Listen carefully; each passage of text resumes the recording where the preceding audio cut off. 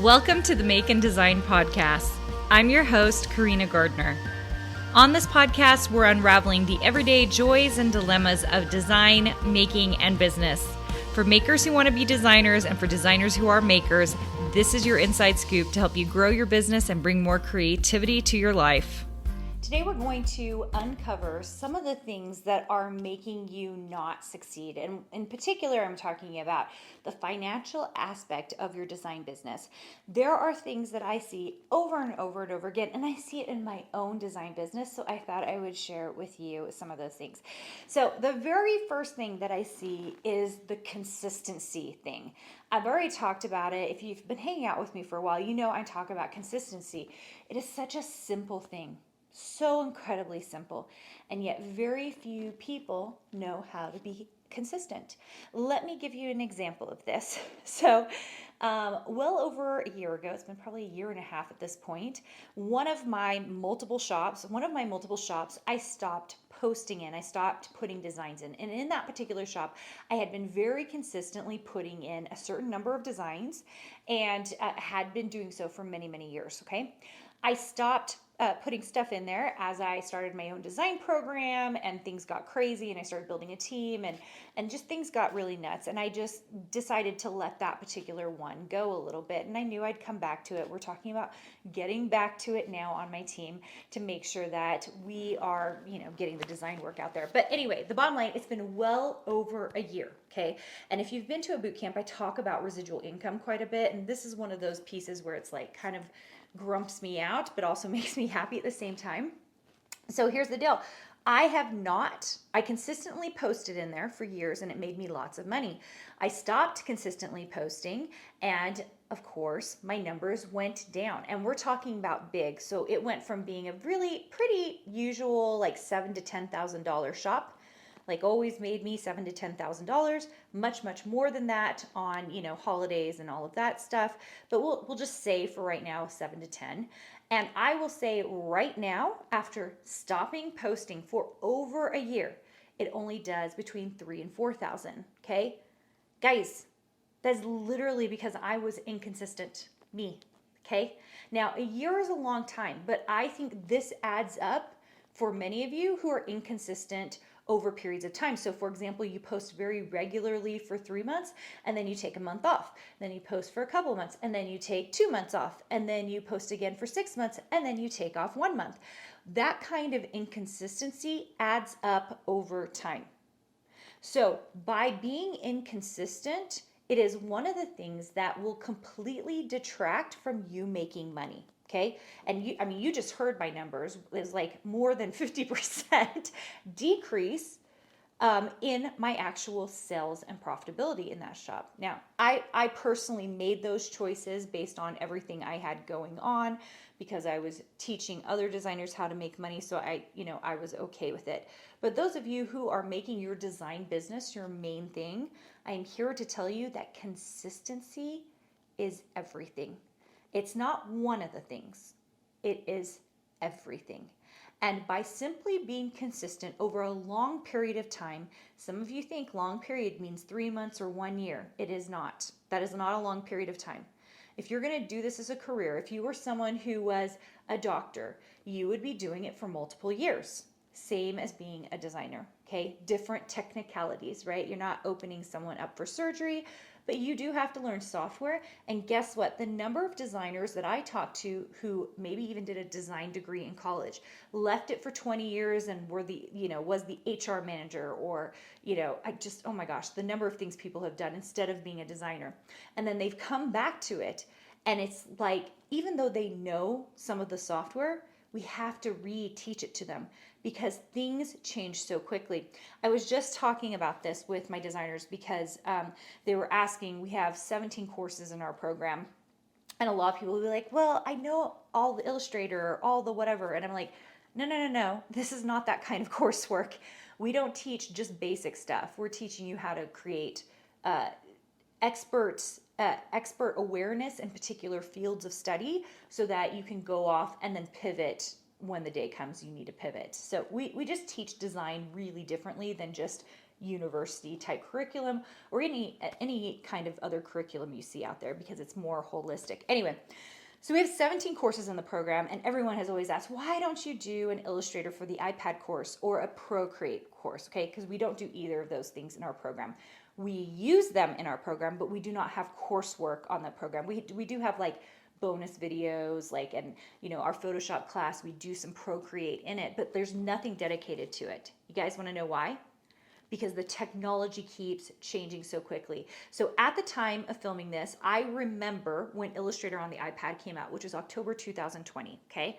And when it came out, we had some other things like Illustrator Draw, Illustrator Fresco. So there was like some in-between things, but Illustrator for the iPad was the first thing to really connect us to Illustrator on our computers, where we're finishing up all our production work. The reason I haven't done a course is because it has changed so much. It changes every 3 to 6 months. So I would not be able to keep up with the coursework. Instead, those of you who are in Mastermind, you know this, we have to be teaching and updating our students as we go. That's one of the problems with, I love the university system. You guys know I've gone and spoken at universities. I think it's amazing. But one of the things that is so hard is, unless you own a business and you're forced to consistently update yourself with the software and the technology, it is very difficult to stay up to date. So I have designers who were doing this 20 years ago who are now coming back into it, and we have to do an update. It's an easier update than my new designers, because they'll get into the software and be like, oh, I kind of remember this. I kind of remember where all this stuff is. But it is a totally different thing. It's like, I remember, you guys, this is way back when I started in Illustrator, like I think it was 11. And then I remember when it moved to the CS system. It was CS 1, 2, 3, 4, 5, 6. And then it moved to the CC system, which was the Creative Cloud, and it went to a subscription model. By living all of that, it makes a huge difference in understanding the software. And then I have designers who knew old software. Let me give you an example of this. So when I first started teaching at the University of Minnesota, I was working on my Ph.D. at the time. I was teaching Quark. Do any of you guys remember Quark? Okay, they are probably still around. I have no idea. But I was teaching Quark. And 2 weeks before my graphic design foundations class started, the professors and the committee came to me and said, you can't teach Quark. Our license didn't get renewed. You will be teaching Adobe InDesign. And I was like, what? Yeah, I had never opened that program up. Not ever, okay? So I was learning it and teaching it right before I was going. It was insanity, but so was the early 2000s. So I was just trying to learn it and teach it as I went. I want to say this. We have to be very present as designers, and that's part of this consistency thing.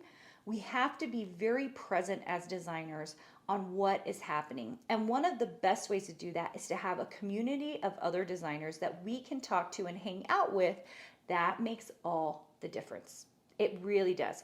By having a network of designers, you can see what shops are doing well, what shops are not paying. You guys, you never know which are the shops or the manufacturers that do not pay their designers, okay? There was a time period in there about 10 years ago, there were certain places that I wouldn't design for because I knew that they didn't pay their designers or they didn't pay them on time. So there are all kinds of things that happen in an inside community, and literally by being a consistent designer and by building that network, you have the opportunity to be a much more successful designer. So I basically mentioned the second thing there. So the first one's consistency, you guys. Consistency is everything, because consistency adds all these other components that are important. And then the second thing to all of that is a network. By having a network, it is everything. And you might say to me, to Carina, like, how do I make a network? Guys, you got to build it for yourself, okay? That means reaching out to other designers. Before my program, you guys, I had a network. And it was by reaching out, by going to trade shows, by going to whatever I had to go to, which means I had to put money down, right? I had to fly there, I had to stay at a hotel, I had to pay to get in, right? People don't think about that because they don't want to spend any money. So they think that by spending no money that they're going to make it. When very often we have to build networks and it costs money. And the goal is that there is a return on investment, right? When we're consistent with our design work and we are putting in the time into it, right? Time is an investment, then we get consistent results. When we go build a network where we are either paying into a program like mine or paying into, whatever it has to be, maybe an influencer group or whatever you're looking at, or going to shows, trade shows, wholesale shows, whatever it has to be, like that payment we think will be an investment. Recently this happened to me. I did a quick 24-hour stint in LA because I wanted to meet someone, and I booked a flight, booked a hotel like the night before when I got there. I mean, it was like really fast. Went to the meetings I needed to go to and then hurried back home. Absolutely worth it. Do I know what's going to come from it? Not 100%. I have some ideas, but it was totally worth it. But I was willing to put the time in and the money in to make it happen. And very often what I see with designers, especially those of you who are getting into this because you're just thinking, this is an easy thing for me to do as a stay-at-home career, or because I do not want to go get a job after my kids go to college, or because I'm trying to transition from my current career into a new one, is that it takes education, it takes network, it takes consistency. It is not just a fun free-for-all. I wish it was, but it's not. And so because of that, you have to be disciplined. There are things you're going to have to do that you might not like. I'm going to tell you, most of it is awesome. I really, really like. And that's why we get into this, because we get to be creative and we get to do all these wonderful things. And I mean, to be totally honest, there's nothing like seeing your product in physical format. When I went and did our short-term rental at Garden Hill, 100%, it was because I got to see all the wallpaper. It was awesome. And actually putting it on the walls, it was just incredibly fun, okay? And so there are so many pieces of this that's fun that we shouldn't complain about having to be consistent and doing a little work that maybe we don't want to do. That will get us out of our own little island, which is what I talk about in my design boot camps. Being in our own little island is a very big problem. It doesn't allow us to grow. It does not help us become successful. It does not make us profitable. So if you're on your own island right now, you got to figure out a way to create a boat so you can visit the people on the other islands, okay? All right, you guys, I hope this was helpful. If you are on YouTube, please subscribe to the channel. That way we can keep producing great content for you. If you're on the podcast, please leave me a review. It's so important because it really helps other people find us so that we can let people know about all the great things they could be doing if they were learning how to sell their design work. Hey, did you know that you can visit me at makeanddesign.com to learn more about this podcast and join my VIP group for weekly freebies? I can't wait to see you there.